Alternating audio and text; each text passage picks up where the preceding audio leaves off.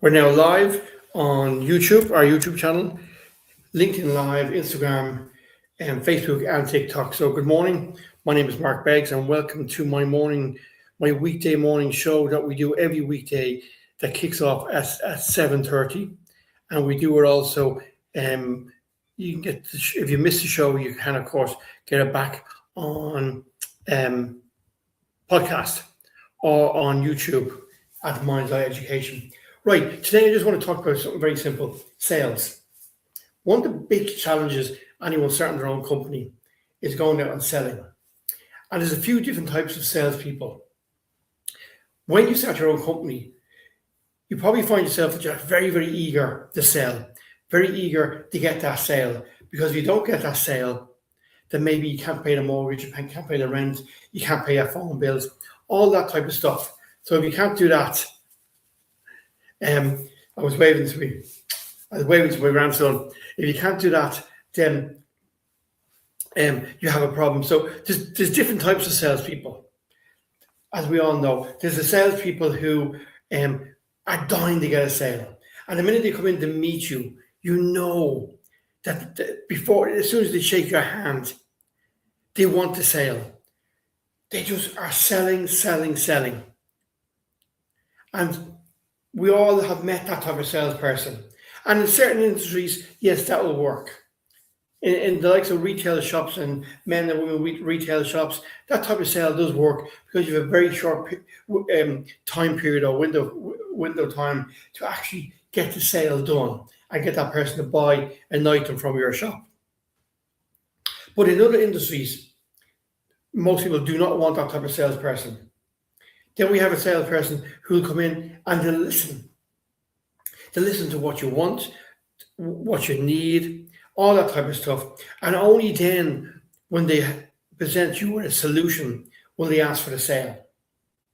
And then we have salespeople who come in to you and they seem like they're listening. They seem like they're listening to all the things you're saying. But in reality, they haven't heard a single word you said, because all they want is a sale. And when they offer you a solution, you only then realize they haven't listened to anything you said and they have no interest in what you said. They just have a product to sell no matter what. Now, I've known a lot of great salespeople in my time, and I've known an awful lot of rubbish salespeople in my time. Some of the best salespeople, I'm still great friends with them. I met one a few days ago for a cup of coffee, Fran. And first time I ever met Fran, he was selling me a very large, expensive photocopier. But he came out, listened to what we needed, what type of machine we needed, why we needed this machine.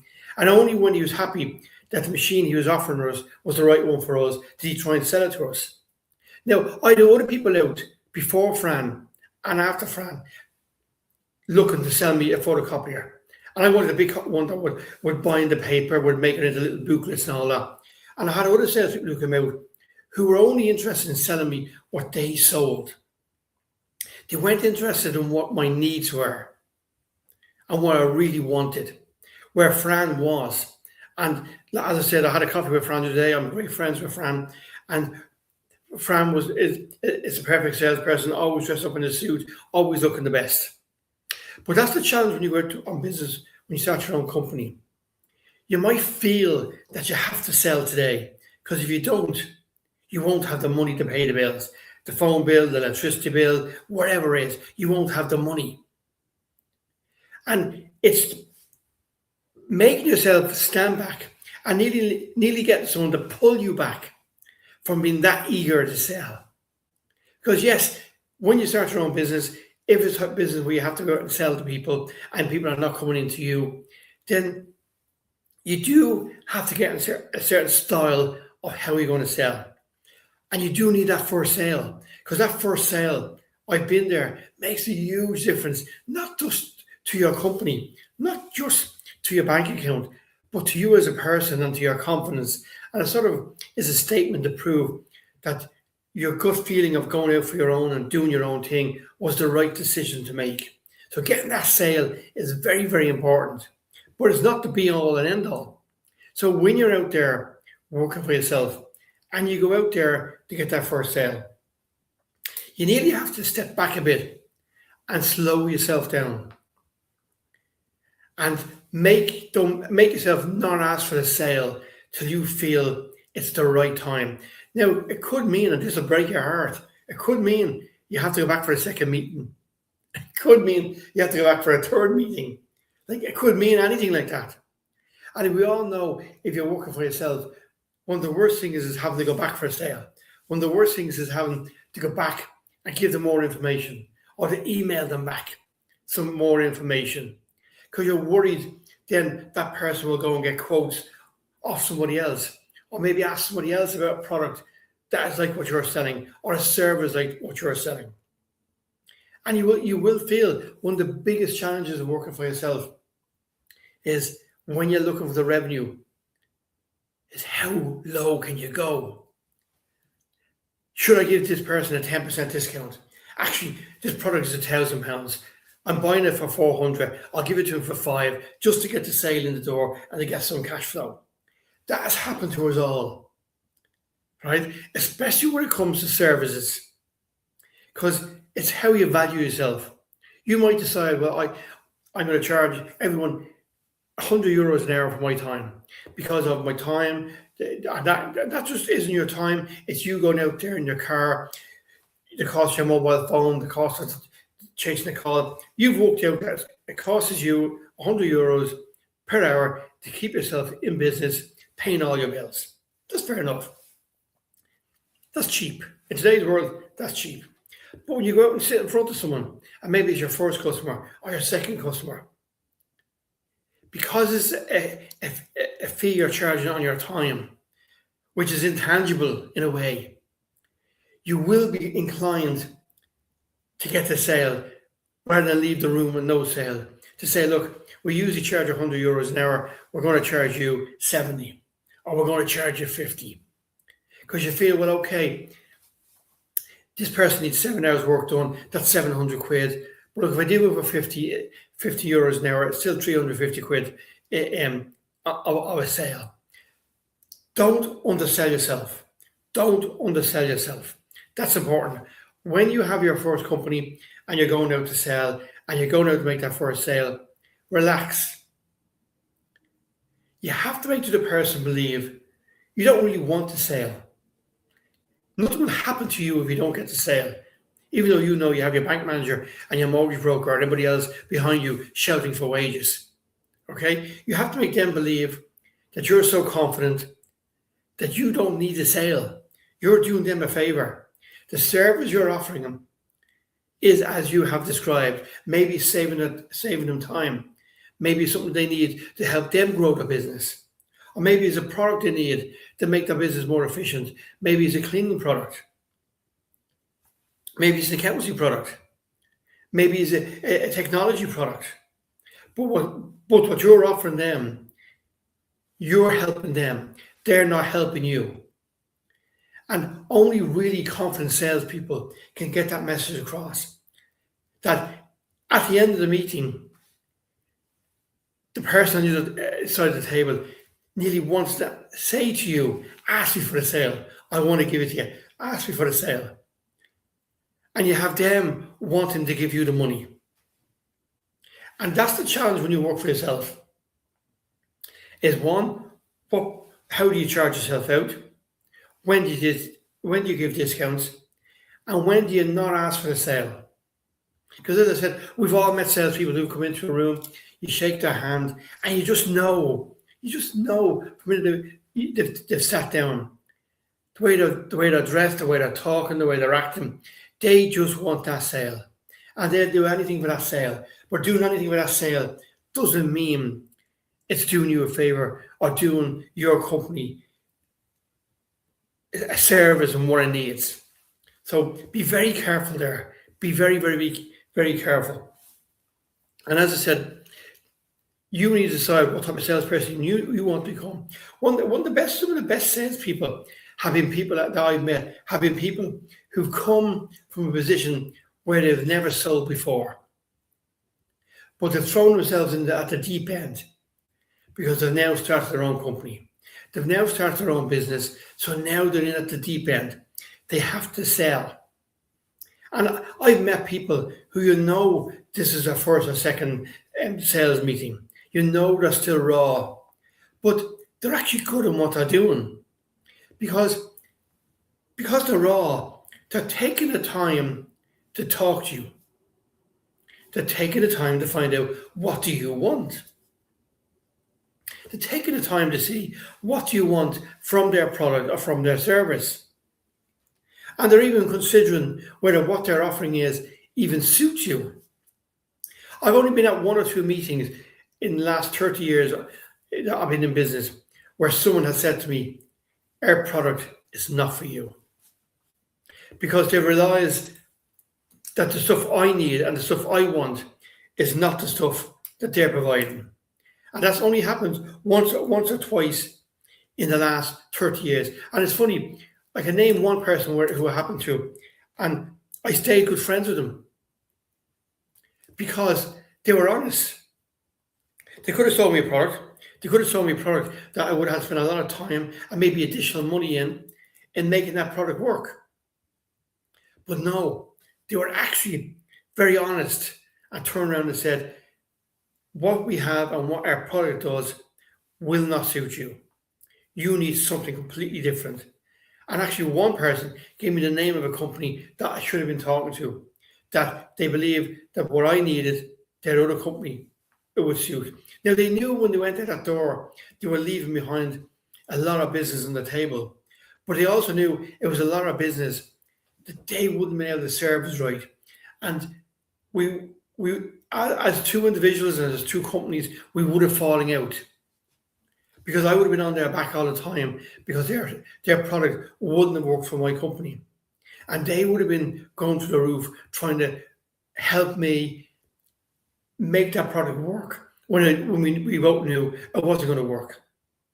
And it would have cost both of us money because they would have wasted time trying to get that product to work for me. And I would have tried to waste my time chasing them to make that product work. So that person standing up and saying, what we do is not for you. You need something completely different. It's a real salesperson who listened to what my needs were, who listened to what I needed in the company, who listened to the type of product I needed, why I needed it, and what outcomes I want that product to happen to make. So they listened, and because they listened, we didn't do business together. But years later, when I joined the company, I gave that person business. When I needed this type of product, I only called one person, and that was him. And I gave him the business. And that's what good salespeople and selling is all about.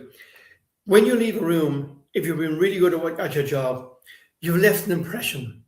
People will like you, they feel confidence in what you're selling them, and they'll trust you. So it's important when you leave that room that they feel that. And that's why I say some of the best salespeople I've ever worked with, I never bought off. I'm still friends with them. I still meet them for coffee. I still talk to them. And if I need something or someone else needs something, the first name that come into my mind will be theirs, and I'll pass on contacts to them. And equally, they've passed on contacts to me. The chap I told you I met today for coffee, Fran, who saw me my first big photocopier, he gave me a contact that I needed for a bit of business I'm doing at the moment. And that's what it's all about. Because I trusted him to sell me a piece of equipment that I think at the time, going back nearly 22 years ago, what cost me about 5,000 euros. So it was a big piece of equipment. And it was a big spend for us.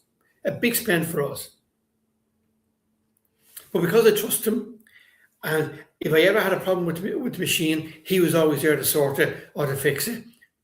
Never a problem. But because we trusted him and we had confidence in him, we became friends, and we're still friends to this day. So if you're going out working for yourself, you need to decide what type of salesperson you're going to be, as I said. And you need to be a type of salesperson, really, that isn't pushy. Someone that isn't out there all the time pushing.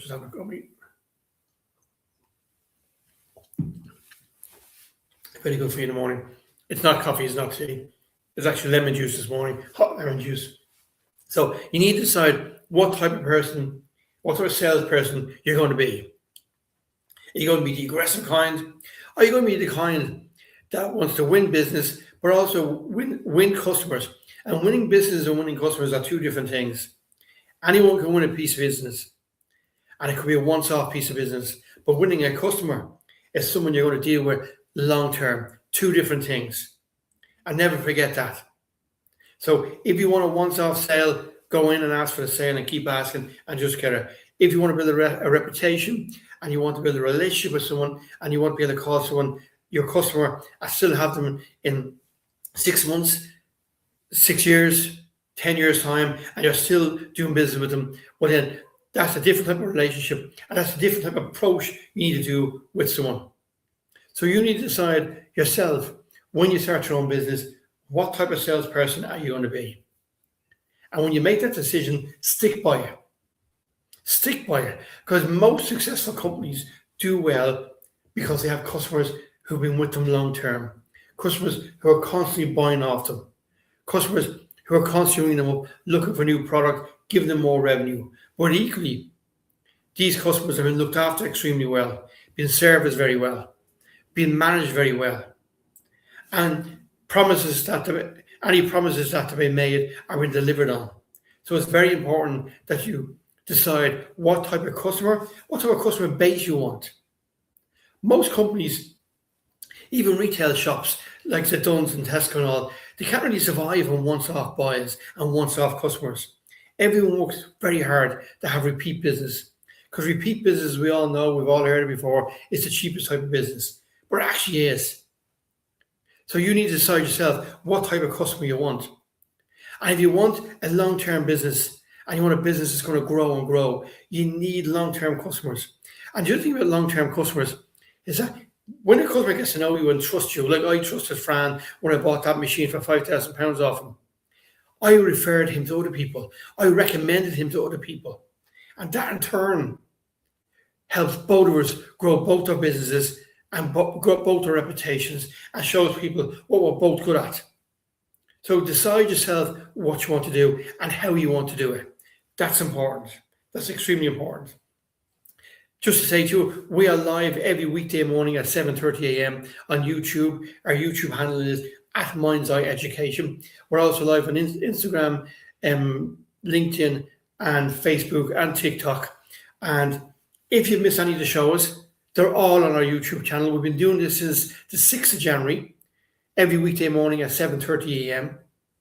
So every weekday morning, as I said, at 7:30 a.m. But if you miss any of the shows, they're on YouTube or they're on the podcast. So if you'd rather listen to shows like this while you're walking, while you're cycling, while you're driving, while you're running, well then just put my name, Mark Beggs, into wherever you get your podcast, and all our past shows will come up there.